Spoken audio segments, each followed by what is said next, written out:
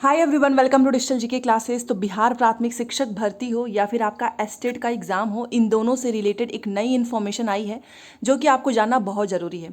सबसे पहले मैं आपको बताने वाली हूँ कि जो बिहार प्राथमिक शिक्षक भर्ती में नया अपडेट क्या आया है, बीएलएड डीएलएड के पास एक और नया मौका आया है, आप इसमें कैसे सुधार करेंगे ये मैं आपको बताऊँगी।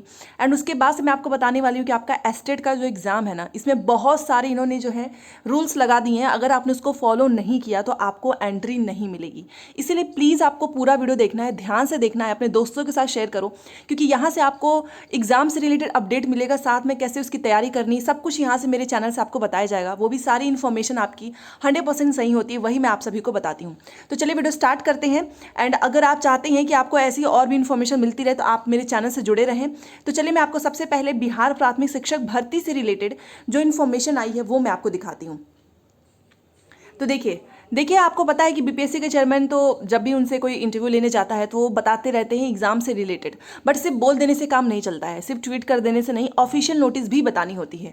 कई बार उन्होंने बताया है, बट आप जानते हैं 31 को फिर से एक नई अपडेट आई है प्राथमिक में बीएड डीएलएड सभी के लिए। तो वो क्या है वो आप एक बार ध्यान से देखिए। यहाँ पर आप विज्ञापन संख्या देख सकते हैं। यहाँ पर लिखा है विज्ञापन संख्या 26-23 प्राथमिक माध्यमिक उच्च माध्यमिक विद्यालय अध्यापक नियुक्ति प्रतियोगिता परीक्षा के अभ्यर्थियों को दिनांक 1 से 3 तक आवेदन में की गई प्रविष्टियों में हुई त्रुटि के सुधार हेतु आवश्यक सूचना दी गई है। तो आप सुधार कब से कर सकते हैं? तो 1 से 3 के बीच में। तो आज आपका स्टार्ट हो चुका है, आज से आप 3 तक कर सकते हैं। तो जितना जल्दी हो सके उतना कर लेना। जो भी आपकी गलतियां हो एक बार उसको बारीकी से देख लीजिए, उसके बाद आपको मौका नहीं मिलेगा, क्योंकि यहीं से आपका मैच होगा डीवी में। अब मान लो आपके डीवी में फिर से कुछ गलत हो जाता है तो फिर वो काम नहीं चलेगा ना, क्योंकि उन्होंने आपको एक और मौका दिया है। इसीलिए आपको ध्यान से देखना है क्या क्या सुधार होगा। पहला देखो, प्रविष्टियों में सुधार का यह अवसर प्राथमिक विद्यालय अध्यापक अभ्यर्थी सहित सभी अभ्यर्थियों के लिए, मतलब प्राथमिक के लिए भी है, माध्यमिक के लिए भी है, उच्च माध्यमिक के लिए, तीनों वर्ग के लिए है। दूसरा देखिए, अभ्यर्थियों द्वारा समर्पित कागजातों के अनुरूप ही प्रविष्टियों में सुधार करना है। ऐसी कोई भी प्रविष्टियां नहीं करनी है जो पूर्व में समर्पित कागजातों से भिन्न हो। मतलब कुछ ऐसा मिस्टेक मत कर देना कि जो ऑलरेडी मान लीजिए आपने कोई डॉक्यूमेंट अपलोड किया है, क्योंकि नया डॉक्यूमेंट यहाँ पर नहीं मिलेगा अपलोड करने को। मान लीजिए आपने अपने कुछ ग्रेजुएशन के कुछ डॉक्यूमेंट्स अपलोड किए हैं और आपने जो भी उसमें दोबारा से सुधार किया, दोनों मैच नहीं कर रहा है, तो ऐसी गलती मत करना। ठीक है कि आपके कागज एकदम अलग हो, अब उसमें जो भी आप सुधार करें वो भी एकदम अलग हो। वही चीज़ है कि जो पूर्व में समर्पित कागजातों से भिन्न हो, ऐसी कोई भी सुधार नहीं करना है। किसी भी प्रविष्टि और समर्पित कागजातों में अंतर होने से प्रविष्टि को अमान्य कर दिया जाएगा। माने आपने कोई प्रविष्टि की, मतलब कुछ भी फिल किया है, प्लस आपने जो कागज आप वहां पर लेकर गए, तो दोनों में अगर अंतर दिखा तो वो अमान्य कर देंगे। और ऐसी स्थिति में उनकी अर्हता पात्रता प्रभावित हो सकती है, जिसके लिए वे स्वयं जिम्मेदार होंगे। मतलब कुछ भी अगर होता है तो आप उसके खुद रिस्पॉन्सिबल हैं। ठीक है, तो ऐसी गलती मत करना कि कागज अलग हो और प्रविष्टि अलग हो। ओके, उसके बाद से देखिए तीसरा इन्होंने लिखा है कि आवेदन के समय समर्पित कागजातों में कोई भी परिवर्तन करने का अवसर देय नहीं है और अब कोई भी नया प्रमाण पत्र स्वीकार नहीं होगा। मतलब आप ये सोचें कि मैंने आरक्षण वाला तो गलत भर दिया, लाओ अब नया डॉक्यूमेंट लगा देता हूँ या लगा देती हूँ, तो ऐसी गलती मत करना, क्योंकि आपको मौका ही नहीं मिलेगा इसमें। तो आप नया डॉक्यूमेंट्स कुछ भी नहीं कर सकते हो। हाँ, ये बात है कि मात्र अपियरिंग अभ्यर्थियों के पास प्रशैक्षणिक योग्यता संबंधित प्रमाण पत्र यदि उपलब्ध हो तो उसे अपलोड कर सकते हैं। फॉर एग्जांपल आपका सीटेट का रिजल्ट आ गया है, अब वो तो आया नहीं है, बट फिर भी मान लीजिए आपका बीएड हो चाहे डीएलएड हो, उसका लास्ट आप बाकी था, रिजल्ट आ ही नहीं पाया, तो अगर आपके पास वो आ गया है ना, तो आप वो जरूर अपलोड कर देना। ठीक है, वो बस आप कर सकते हो, अपीयरिंग वालों के लिए है। बट ऐसा नहीं है कि आप आरक्षण या फिर अपना स्कूल या फिर अपना ग्रेजुएशन का दोबारा से डॉक्यूमेंट्स अपलोड करें, ये चीज़ नहीं हो सकती है। ठीक है, वैसे प्राथमिक विद्यालय अध्यापक अभ्यर्थी जिनको अपने बीएड प्रमाण पत्रों को डीएलएड में बदलना है, उनको इस संबंध के बाद में सूचित किया जाएगा। देखिए, आपने बीएड किया, आपने डीएलएड किया है, बहुत सारे अभ्यर्थी परेशान है कि हमने दोनों कर लिया है, इसका मौका कब मिलेगा, तो वही यहाँ पर बताया गया है। तो आप लोगों को एक और नया मौका मिलने जा रहा है, तो इसमें गलती मत करना। जितने भी बीएड के स्टूडेंट हैं, अगर उनके पास डीएलएड है तो आपको वो भी चेंज करने के लिए 1 या 2 दिन में बहुत जल्द जो है नोटिफिकेशन के माध्यम से बताया जाएगा।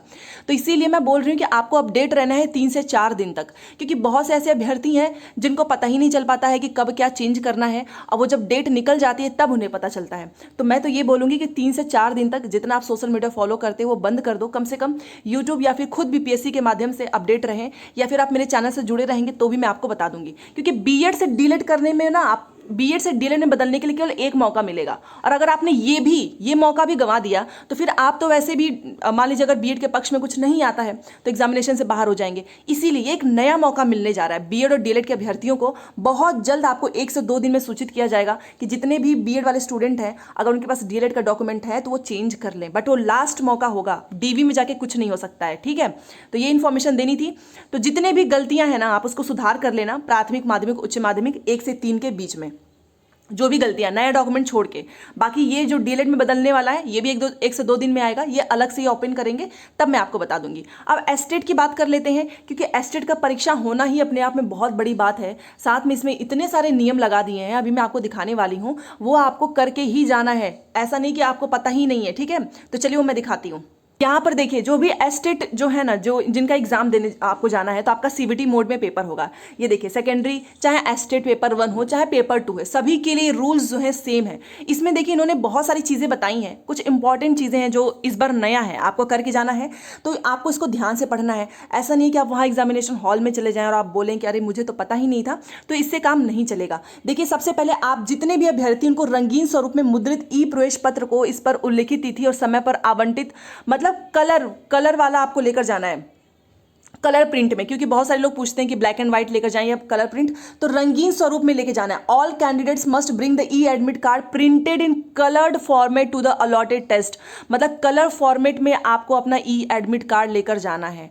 याद रहे, मुद्रित ई प्रवेश पत्र के साथ सरकार द्वारा जारी वैध फोटो पहचान पत्र, मतलब आधार कार्ड वगैरह, जो भी आपके पास मतदाता पहचान पत्र हो, driving licence, passport, PAN card, ये सब कुछ आपको लेकर जाना है। इसमें से कोई भी एक चीज हो आप वो लेकर जा सकते हैं। ठीक है, अभ्यर्थी के फोटो युक्त राशन कार्ड की, ये वही बता रहा है कि एक आपके पास आईडी होनी चाहिए, कोई भी आईडी हो आप वो लेकर जाइएगा। बट याद रखना ई एडमिट कार्ड आपको कलर्ड फॉर्मेट में लेकर जाना है, ब्लैक एंड व्हाइट नहीं।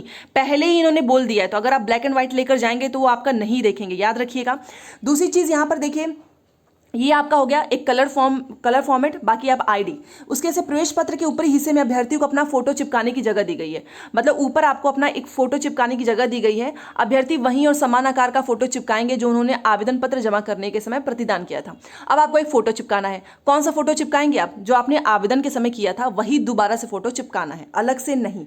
ठीक है, किसी भी अभ्यर्थी को वैध ई प्रवेश पत्र और मूल फोटो पहचान पत्र के बिना आपको एंट्री नहीं दिया जाएगा। ठीक है, मतलब कि एक आईडी और ई एडमिट कार्ड, ये जैसा ये बोल रहे हैं वैसा ही होना चाहिए, और इन दोनों के बिना आपको एंट्री नहीं मिलेगी। उसके बाद से देखिए, उसके बाद से यहाँ पर देखिए, यहाँ पर लिखा है कि परीक्षा प्रवेश में सीसीटीवी की निगरानी में आप रहेंगे, तो कुछ भी ऐसा मत करना। दूसरी चीज़ देखिए, परीक्षा भवन में जूता मोजा पहनकर आना सर्वथा वर्जित है। आपको जूता मोजा पहनकर नहीं जाना है, आप चप्पल, स्लीपर्स, ये सारी चीज़ें पहन सकते हैं। ठीक है, ये चीज़ इन्होंने क्लियर कर दिया है। ये prohibited to come to the examination hall wearing shoes socks but you can go wearing slippers, आप स्लीपर्स पहन सकते हो, जूता चप्पल पहनकर मत जाना। यहाँ पर देखो, यह प्रवेश पत्र परीक्षा के लिए जमा किए गए अपने ऑनलाइन आवेदन में अभ्यर्थी द्वारा की गई घोषणाओं के आधार पर जारी किया गया है। यदि चयन प्रक्रिया के किसी भी चरण में यह पाया जाता है कि अभ्यर्थी पात्रता मानदंड को पूरा नहीं करता है, तो उसके द्वारा की गई घोषणाएं या उसके द्वारा कोई भी दस्तावेज सूचना झूठी पाई जाती है, या उसने किसी भी समय गलत जानकारी प्रदान की है, तो अभ्यर्थियों की, मतलब आपने कुछ गलत डॉक्यूमेंट्स हो गया, कोई भी पात्रता आपकी गलत होती है तो वो आपको निरस्त कर देंगे। ठीक है, बहुत से लोग फर्जीवाड़ा करते हैं, उनके लिए है। आपको ऐसी कोई भी गलती नहीं करनी है। ये ई एडमिट कार्ड, मान लीजिए आपने ई एडमिट कार्ड में जो भी डिक्लेरेशन आया है, जो भी आपने सबमिट किया है, वो बाद में गलत पाया जाता है तो आपको जो है रिजेक्ट कर दिया जाएगा। अभ्यर्थी को ई प्रवेश पत्र में उल्लिखित नियत समय पर अपने आवंटित परीक्षा केंद्र पर पहुंचने की आवश्यकता है, ताकि प्रवेश की औपचारिकताएं और मतलब सारी जानकारी, सारा जो चेक वगैरह होता है वो सब कुछ हो सके। इसीलिए आपको परीक्षा शुरू होने के 30 मिनट, मतलब गेट जो है ना, परीक्षा शुरू होने के 30 मिनट पहले ही बंद कर दिया जाएगा। तो आपको समय से जाना है, देर से आने वाले को अनुमति नहीं मिलेगी। और बहुत सारे बच्चे ऐसे होते हैं जो लेट से जाते हैं, उनको एंट्री नहीं मिलती है। तो एग्जाम मान लो आपका स्टार्ट हो रहा है, उसके 30 मिनट पहले ये गेट बंद कर देंगे, तो आप उस हिसाब से पहले जाइएगा। एंड यहाँ पर देख लीजिए, परीक्षा के दौरान ऐसा नहीं कि आपका पेपर हो जाएगा तो आप बाहर चले जाएंगे, ऐसा नहीं होगा। जो एक समय होगा सभी का एक ही समय पे बंद, मतलब बाहर जाना होगा। साथ में सीबीटी मोड में है, एक बार सीबीटी मोड में प्रैक्टिस जरूर कर लेना। अभ्यर्थी को केवल प्रवेश पत्र जारी करने का अर्थ यह नहीं होगा कि उसकी उम्मीदवारी को बिहार विद्यालय परीक्षा समिति द्वारा अंतिम रूप से स्वीकार कर लिया गया है। यदि किसी अनैच्छिक, अनजाने, अनुचित त्रुटि के कारण किसी भी अभ्यर्थी को ऐसे मामले में प्रवेश पत्र जारी किया गया है तो उस प्रवेश पत्र को अमान्य माना जाएगा। ठीक है, ये नहीं कि आपका आ गया है तो आप जो है एकदम से क्वालिफाई हो चुके हैं, एकदम से मतलब क्वालिफाई इन द सेंस कि मतलब आपका जो है एग्जाम वो वैलिड होगा। कुछ भी गड़बड़ी पाई जाती है तो ऐसे लोगों का रिजेक्ट कर दिया जाएगा। उसके बाद से देखिए सीबीटी के लिए लॉगिन आईडी, बहुत से लोग पूछते हैं कि लॉगिन आईडी पासवर्ड कब मिलेगा, तो वो आपको उनकी सीट पर परीक्षा शुरू होने से 10 मिनट पहले आपकी लॉगिन आईडी, आपका पासवर्ड एग्जाम शुरू होने से 10 मिनट पहले आपको दिया जाएगा। अभ्यर्थी को वही रोल नंबर और पासवर्ड दर्ज करना होगा जो कंप्यूटर आधारित परीक्षा में बैठने के लिए परीक्षा केंद्र पर प्रदान किया जाएगा। अभ्यर्थी का नाम, रोल नंबर कंप्यूटर स्क्रीन पर प्रदर्शित होगा। तो ये इसकी चिंता मत करना, ये आपको 10 मिनट पहले बता दिया जाएगा। ठीक है। परीक्षा के दौरान अभ्यर्थियों को किसी भी प्रकार की बाधा उत्पन्न करने से बचना चाहिए, मतलब कोई भी डिस्टर्बेंस ऐसा कुछ ना करें। उसके बाद से देखिए अभ्यर्थी को परीक्षा केंद्र में केवल क्या क्या लेकर जाना है, ध्यान से सुनो। केवल ई प्रवेश पत्र, मूल फोटो मतलब कोई भी आईडी कार्ड, बॉल पॉइंट जो पेन है वो लेकर जाना है। ठीक है। इसके अलावा आपको ना तो मोबाइल, कोई भी electronic gadgets, earphone, microphone, calculator, smartphone, किताबें, नोट्स, जो वॉच होता है, कोई भी टाइप का page, bag, wallet, purse, pen drive, Bluetooth device, dongle, ये सारी चीज़ें नहीं लेकर जानी है। ठीक है। तो कुछ भी नहीं लेकर जाना है, केवल ई एडमिट कार्ड, आईडी एंड आपका बॉल पॉइंट जो पेन होगा कोई भी ब्लैक ब्लू वो लेकर जाना है। ठीक है।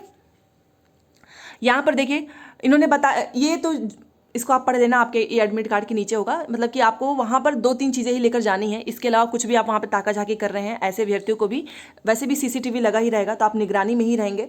अभ्यर्थियों को यह भी सलाह दी जाती है कि वे समय समय पर नई जानकारियों के लिए बिहार विद्यालय परीक्षा समिति की वेबसाइट देखते रहें। ठीक है। आपको मैंने अभी बोला ना कि आपको अपडेट रहना पड़ेगा क्योंकि बहुत सारे चेंजेस हो सकते हैं इसमें।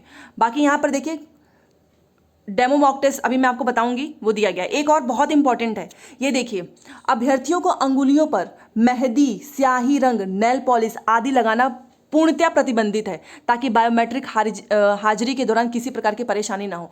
तो मेहंदी हो गया, स्याही हो गया या नेल पॉलिश, ये मत लगाना। बहुत से लोग रक्षाबंधन में लगाए होंगे तो ऐसी गलती मत करिएगा क्योंकि बायोमेट्रिक आपका करना होगा। ठीक है। तो बहुत दिक्कत हो जाएगी अगर आपने मेहंदी लगा लिया है, स्याही या फिर नेल पॉलिश। ओके। तो कुल मिलाकर आपको कलर्ड फॉर्मेट में लेकर जाना है। जो भी जानकारी मैंने यहाँ पर बताई है 1 से 2 बार देख लीजिएगा, इंपॉर्टेंट है, आपको इसको फॉलो करना है। ठीक है। तो चलिए मिलते हैं नेक्स्ट क्लास में। Thanks for watching.